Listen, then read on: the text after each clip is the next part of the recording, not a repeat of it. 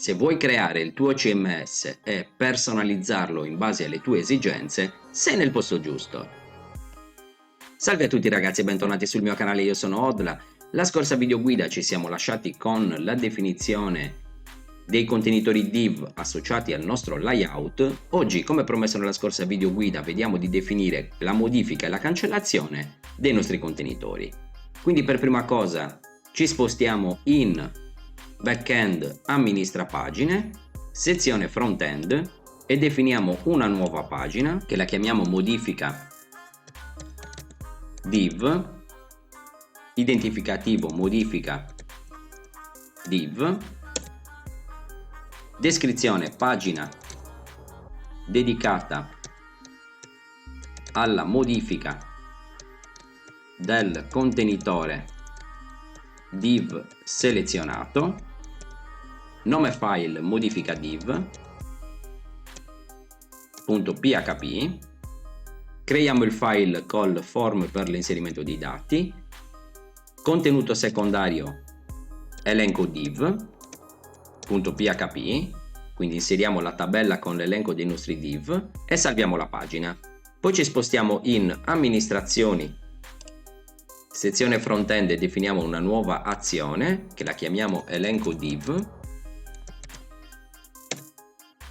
e quindi pulsanti elenco div, layout selezionato e poi definiamo i pulsanti per la modifica e la cancellazione. Quindi il primo pulsante sarà modifica div, pulsante modifica div selezionato, azione pulsante elenco div, funzione da richiamare seleziona div, creiamo il file con la funzione per il redirect, tipologia pulsante, pulsante con immagine, pagina per il redirect, dobbiamo andare a modifica div, percorso immagine icone bedit.png, posizione pulsante alla voce 1. Poi definiamo un nuovo pulsante che lo chiamiamo cancella div,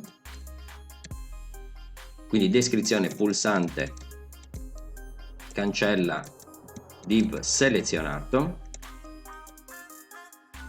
azione sempre elenco div, funzione da richiamare cancella div, crea il file con la funzione per l'inserimento, tipologia pulsante con immagine, pagina per il redirect, una volta effettuata la cancellazione torniamo a div layout, percorso immagine icone bdrop.png,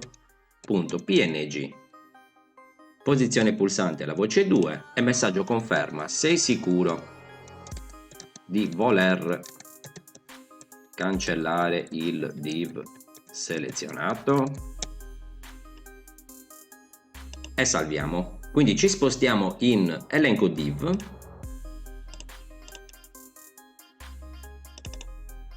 apriamo anche elenco layout, quindi definiamo la colonna per i pulsanti, qua ci andrà id div layout, l'identificativo della nostra tabella, settiamo le opzioni per la colonna,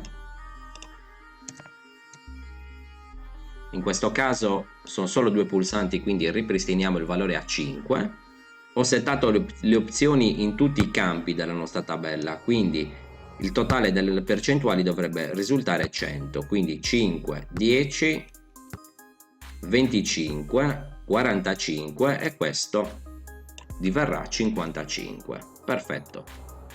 E per finire aggiungiamo la nostra colonna, quindi table, aggiungi colonna pulsanti. E poi definiamo l'azione, quindi table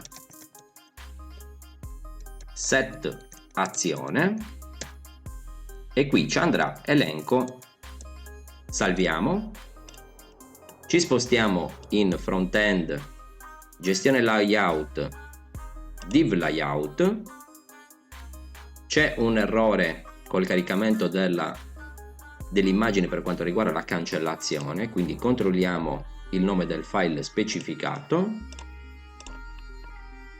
quindi elenco div icone b, manca una r, bdrop.png, perfetto.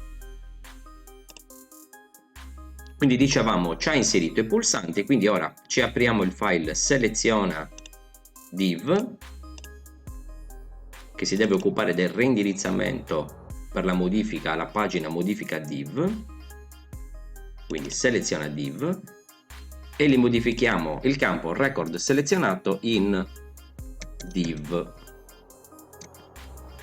Quindi clicchiamo su modifica, siamo in modifica div, div uguale 1, perfetto, quindi strutturiamo anche qui il form per la modifica, quindi apriamo modifica div e il file div layout, quindi ricopiamo il nostro form,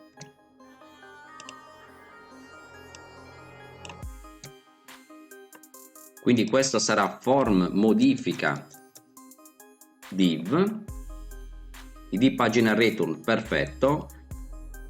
Qua dobbiamo inoltrare non l'id layout ma l'id del contenitore che stiamo modificando, quindi id div layout, perfetto. Quindi nella nostra intestazione ci recuperiamo l'id del div che stiamo modificando, e quindi $id div layout sarà uguale a $_get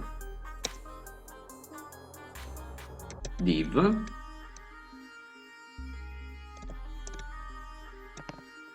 ci selezioniamo il layout e controlliamo il salvataggio e controlliamo la sessione alert, e quindi dovremo modificare la nostra select layout selezionando l.stellina from layout as l, inner join div layout as dl, e quindi dirgli on l.id layout è uguale a dl.fk layout, e poi dirgli where dl.id div layout è uguale a $id div layout. Quindi ci recuperiamo id layout che è uguale a row layout al campo id layout, così possiamo generare i dati anche della nostra tabella, e quindi se settato l'alert ci ricava i dati dall'alert, altrimenti dobbiamo eseguire la query e ricavare i dati del nostro contenitore dal database. Quindi cell div sarà uguale a select stellina from div layout where id div layout è uguale a $id div layout. Perfetto, quindi eseguiamo la nostra query e ricaviamo i dati. Quindi res div sarà uguale a MySQL query di connessione virgola cell div e row div che è uguale a MySQL fetch array di res div. Perfetto, quindi $div id sarà uguale a row div al campo id div, punto e virgola, descrizione, row di div al campo descrizione e posizione, row di div al campo posizione,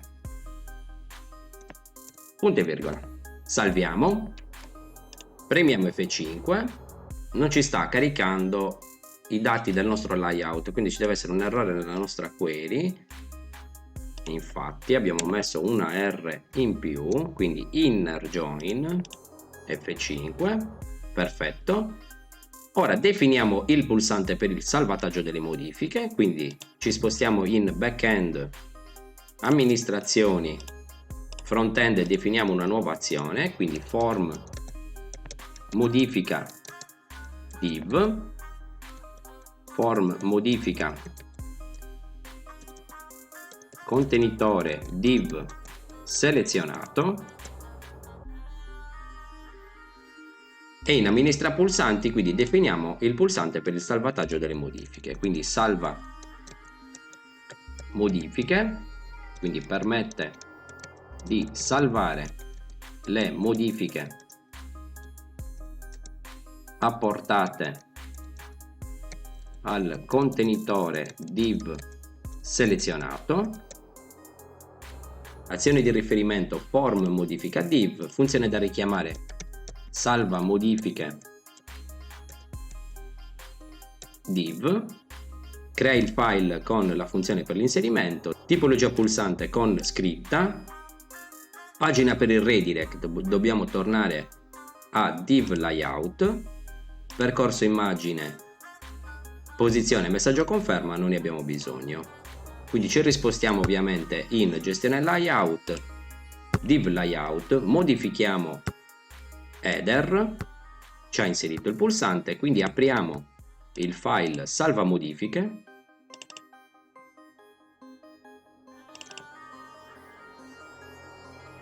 da inserisci div recuperiamo i dati, visto che ci siamo ci passiamo anche l'id layout tramite campo hidden, in modo da poterlo inserire nell'header location finale del salvataggio delle modifiche, perché dobbiamo tornare a div layout e dovremo passarli quindi nell'intestazione, nell'URL, il layout, quindi in modifica div, visto che ci stiamo recuperando nell'intestazione l'id layout, glielo aggiungiamo come campo hidden.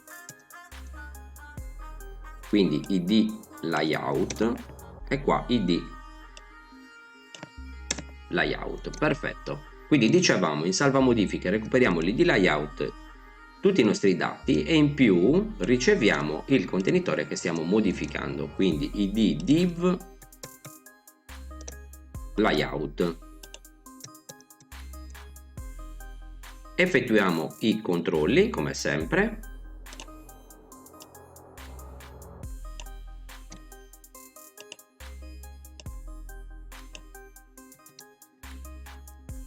Salviamo i dati in caso di errore.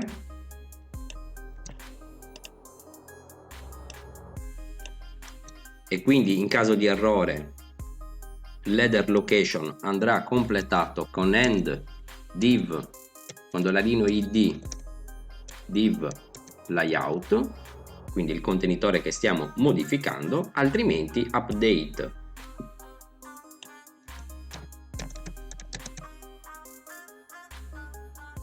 div layout set id div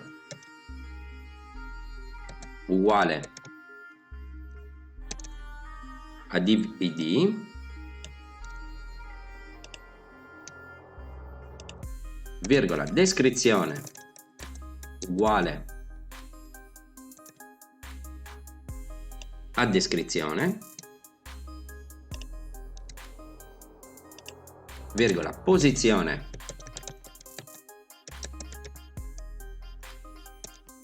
uguale a posizione e li aggiungiamo naturalmente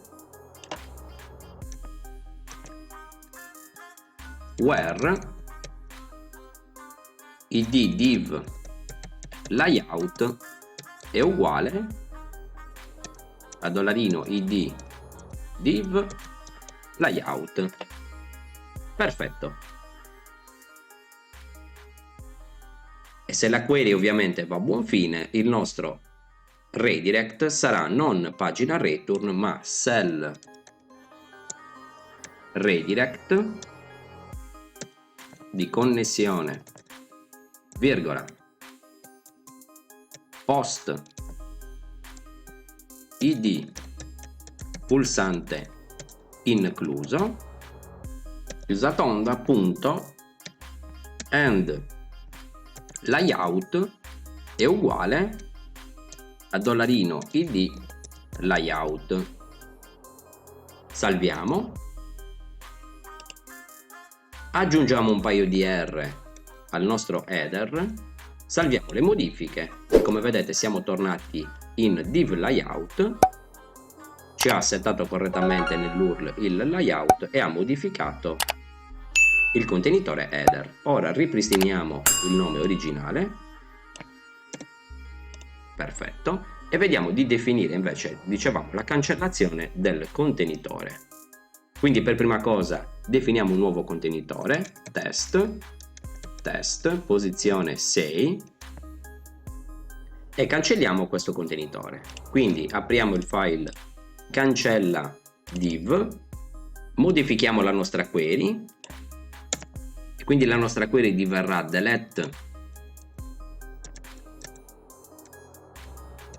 from div layout where id div layout è uguale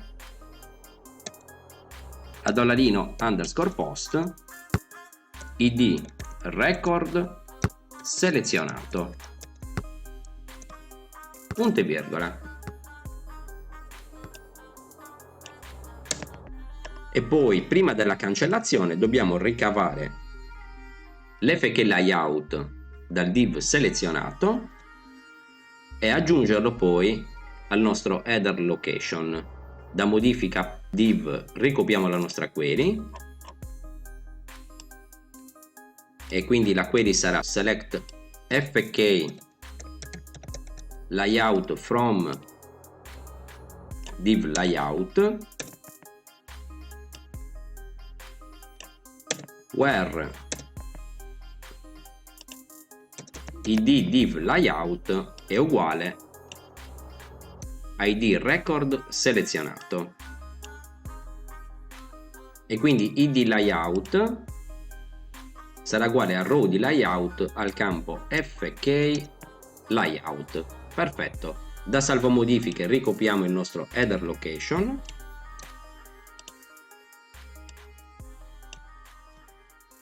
perfetto, salviamo, ci spostiamo in div layout e cancelliamo quindi il contenitore test.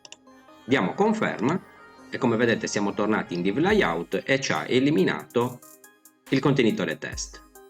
Bene ragazzi, anche per oggi è tutto. Se vi è piaciuto il mio video lasciate un mi piace, se non siete iscritti al canale iscrivetevi. Nella prossima video guida vediamo di definire per la nostra tabella una nuova funzione che ci permetta nello specifico di selezionare, qualora la tabella venga ripetuta nella pagina di modifica, il record selezionato per la modifica. Quindi in questo caso, qualora stessimo modificando il contenitore centrale, questa riga della nostra tabella rimarrà evidenziata.